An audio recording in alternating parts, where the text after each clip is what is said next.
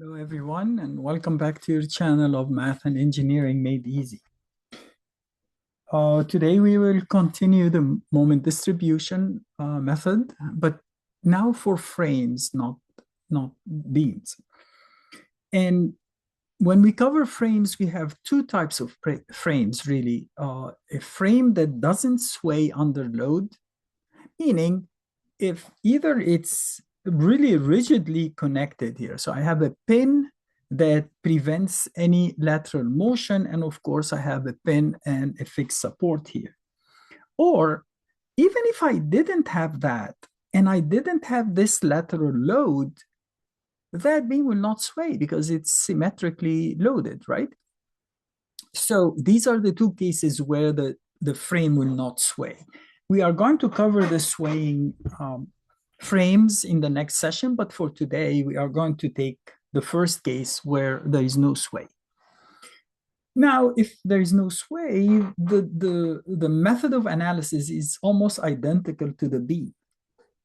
The only difference is that in the beam, you will always have two members connected at a joint, but in a frame, you may have more than two, right? Right? Like here at joint C, I have member BC, CE, and CD, all three of them. So that makes the analysis a little harder when you get, you try to find the reactions at the support and everything, but the moment distribution helps you by finding the internal moments, and with that you can find the reaction as we will see today. And then you can draw your shear and bending moment diagrams. So as we always start, we will start with finding the relative stiffness for all members and the fixed end moments. So I have member AB. So at joint B, I have members AB, so KAB and KBC. Here we assume, or the problem assumes, that EI is constant. So we are using same material, same depth of the beam and everything, and width.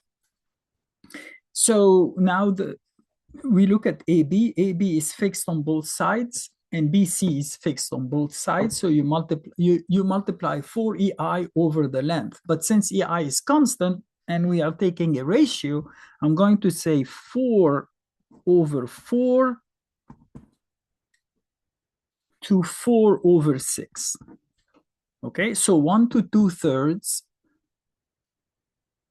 or 3 to 2, right? When you say 1 to 2/3, you multiply both sides by 3, so you get 3 to 2. And since we are using two fractions that add up to 1, so that's 3 over 3 plus 2, 3 over 5 is 0.6, and 2 over 5 is 0.4. So that's the distribution factor for member AB. AB and BC, I mean. Now, when you go to joint C, I have three members. I have CB, which we already said it's 4 over 4. And then we have CD. CD is pinned on this side, so it's not 4, it's 3. 3 over 4. And member CE is also pinned, so it's 3, and the distance is so 3 over 4 again.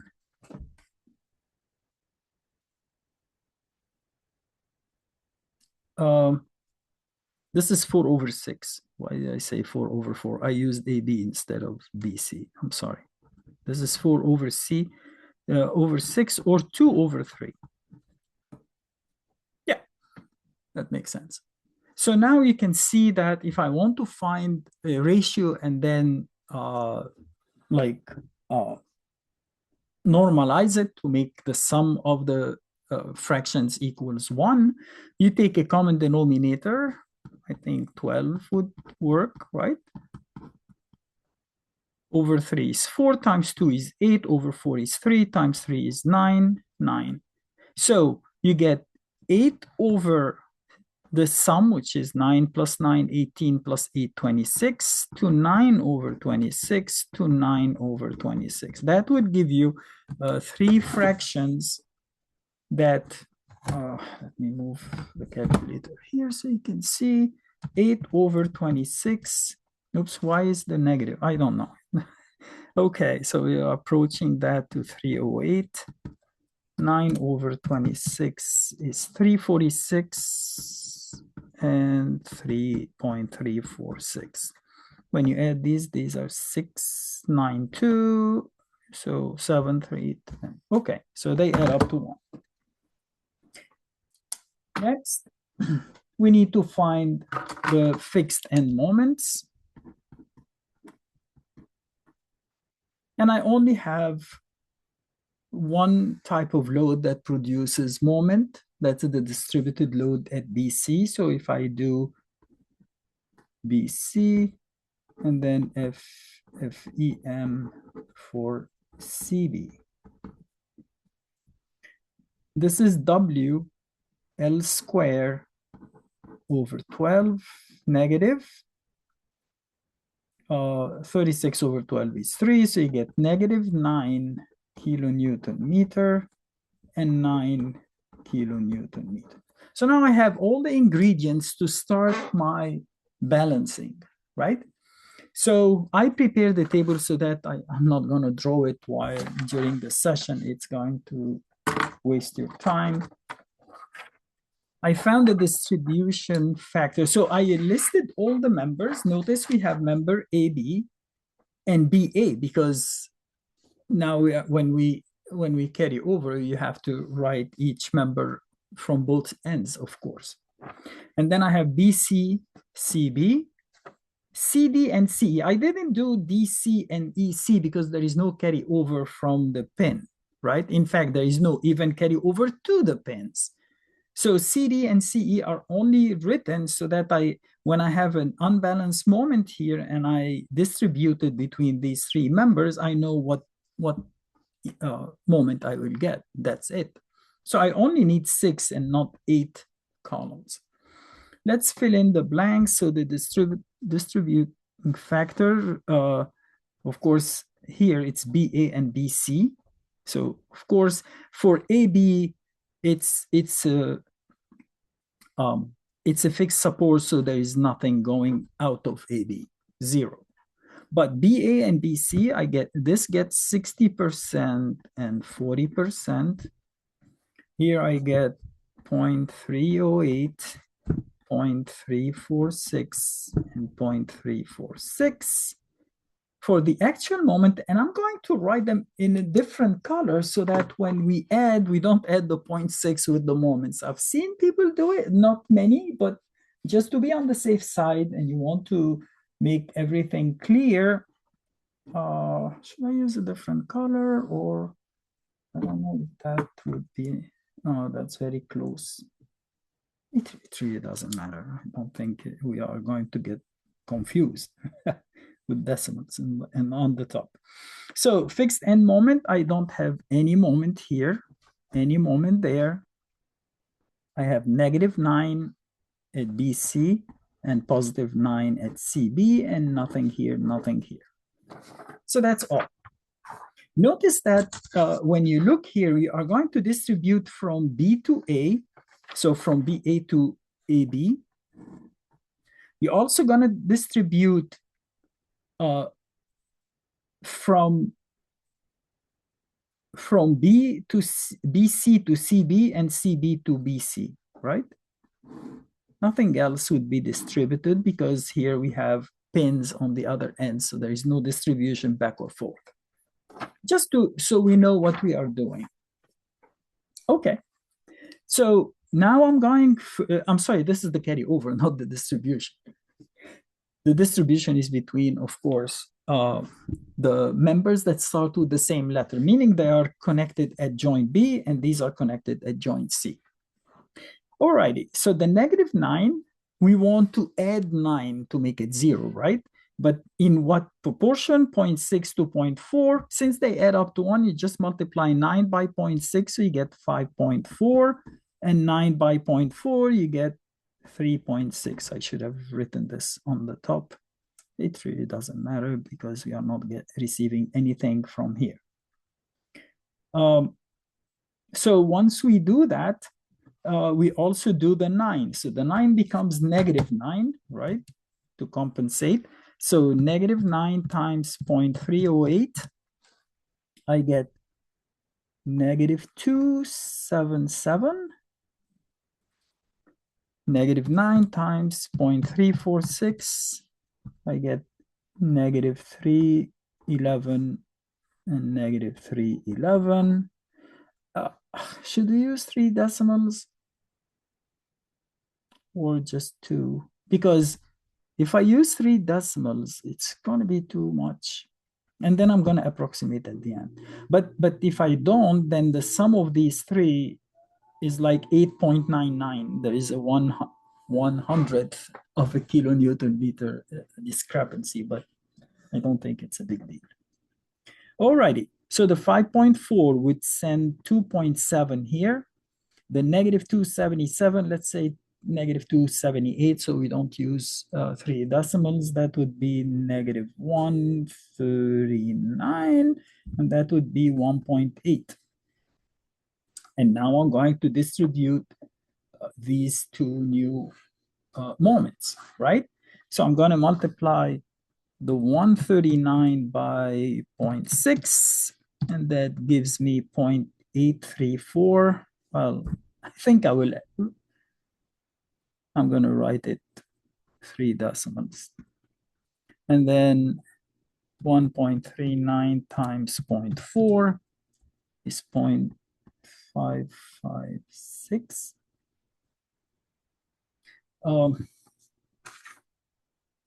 Let's keep that here so we know what we are doing at the end. Then 1.8 or -1.8, because I'm compensating, times 0.308 gives me -0.554. Yeah, since we are in the less than 1 kilonewton meter and we are going to stop here, it's okay to use 3 decimals. -9 times 0.346. That gives me negative. What? I wrote -9. I should write. So divide by 5 because 1.8 is 1/5 of that. Okay. Oh my God. -0.623, -0.623. Yeah, if I add these, I will get 1.8. Should we do another? Oh, I should have said distribution here and balance moment beneath it, right? If we are going to use another iteration. Okay, so this will give me 0.417, right? Half of that. This will give me negative point, oops. Yeah, -0.277. That will give me 0.278. And we will stop here. So here we do the balanced moment after we distribute that. So so this would be positive. 0.277 times 0.6 is 0.17, we would say.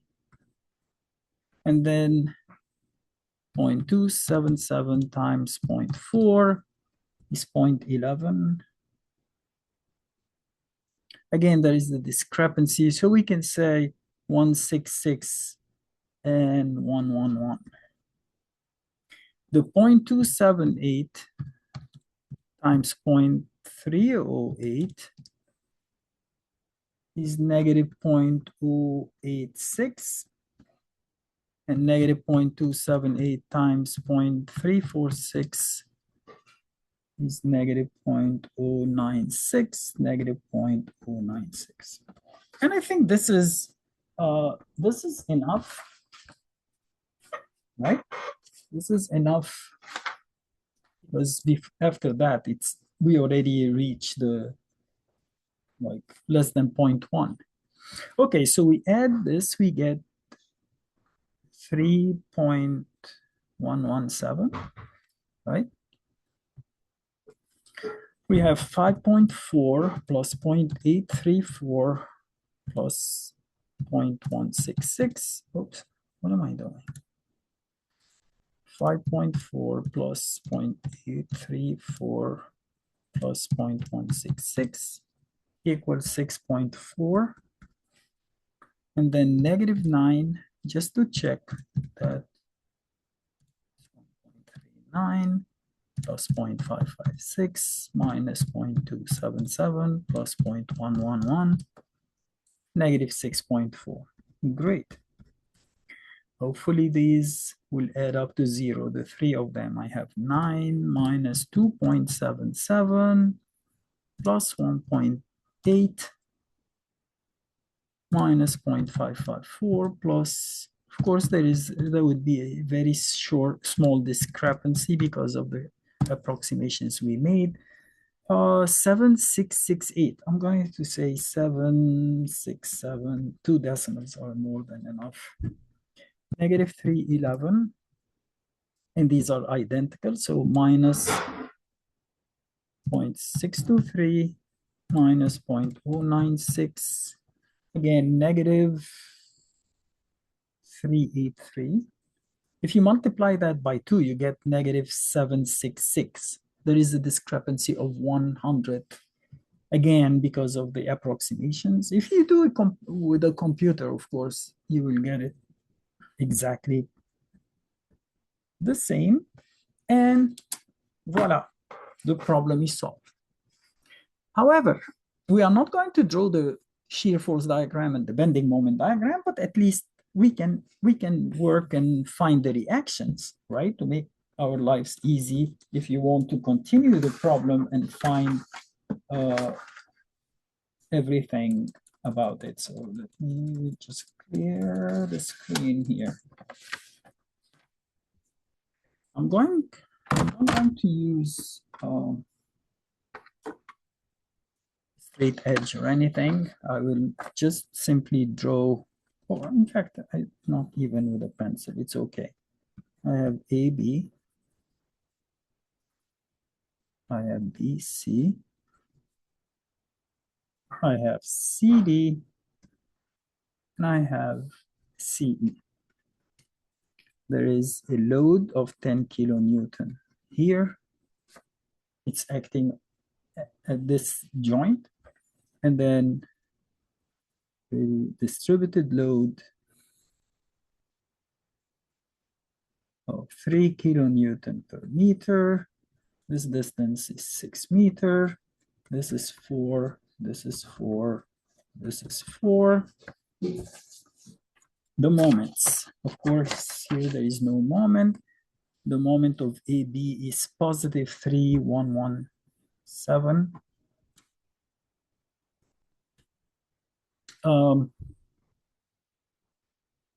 No, we have a moment. That's the moment. I'm sorry. This is the 3. What am I doing? Okay. This moment, 6.4. We'll do the moments first. Here it's negative 6.4, right? And then we have a positive 767. Here I have a negative 383. And here I have a negative 383. And that's it. So let's do the math. Be careful. Here, I can find the AX and the BX, right? Because that's a couple, so that couple would resist it. This couple is both of them are rotating clockwise. They are 6.4 plus 3.117. So there must be another couple. I'm sorry.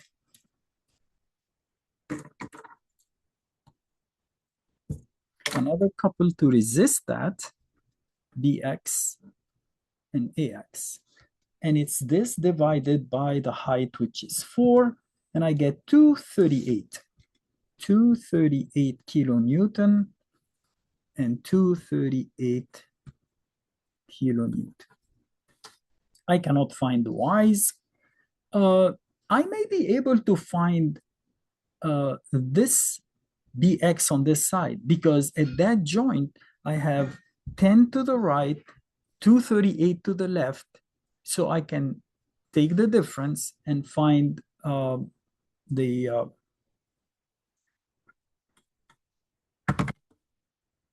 x, but it's easier. I know this is 383 counterclockwise, so there must be a couple going clockwise to resist that, and its magnitude is 383. So 383 divided by 4 will give me the magnitude of 0.96 kilonewton and 0.96 kilonewton. Here, it's the same moment, same distance, but this couple is going counterclockwise, so there must be, I'm sorry, there must be a clockwise couple. Why do I was thinking I'm doing it here. Okay, doesn't matter. So this is 0.96, and this is 0.96. So these are the easy ones. I can also find the BY and the CY here. So I'm just saving time by not writing the whole equation and solving. I'm going to say this moment is going clockwise. In fact, since CY would be going counterclockwise, I'm going to say it equals the rest. So I'm going to move the other moments on the other side. So anything rotating clockwise, I will consider it positive, and anything rotating counterclockwise would be negative in this case. So 767 is going clockwise, minus 6.4 plus 3 times 6 times the distance 3. And I divide that by 6, so I will get 9.2. So this is 9.2 kilonewton going up. Then from the sum of the y equals 0, if this is 18 and that's 9.2, so that must be 8.8. This is 0.2 more than half, so that should be 0.2 less than half, right? Okay.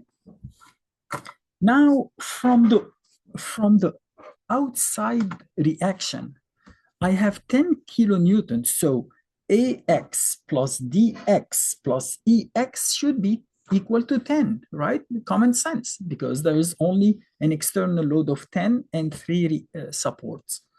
This is 238. So basically, to find this reaction, EX, I would say 10 plus that minus that. So 10 plus 2.38 minus 0.96. Again, I'm not writing the equation. I'm solving them. I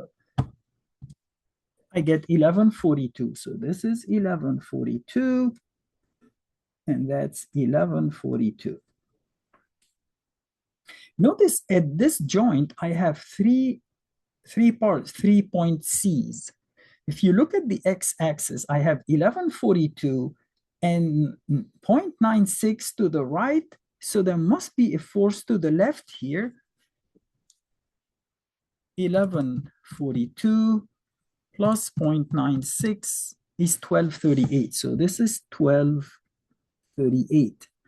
And if this is 10, there must be another 238 here so that they cancel out. And you can see the 238 is reversed here. In the y, I have 8.8 going up. So there must be 8.8 going down and 8 0.8 going up. Checking, we still have dy and cy. Of course, you can see that you can add these two and get what? 1016. So there must be 1016 going down. And from the sum of the y equals 0, there must be 1016 going up. Now, you have to make sure that the reactions at the support add up to 18 because the only vertical external load is 3 times 6 is 18. So now I have 8.8 plus 10.16 minus 0.96. These are the three supports. And sure enough, you get 18. So I know that my math is correct. Now, finding all the internal forces, it's a child play now to draw the shear force diagram that goes 238, 238, and then 8.8, go down to negative 9.2, and then back to 0, and so on, 0.96, 0.9. It's really very simple, right? Bending moment diagram is similar. You just take the area under the shear force diagram, and that becomes the moment. And all the moments here are either linear or second degree because the shear is either constant or linear, so to speak, kilonewton per meter. Okay, I think that concludes this part. I will try to come up with another example of a frame that sways, and we see how we treat those. And that would be the end of the moment distribution. And again, if you have any comments, please let me know by dropping me a line or a comment, and I'll try to get back to you as soon as I can. Otherwise, thank you very much for watching. Hope to see you soon. Bye.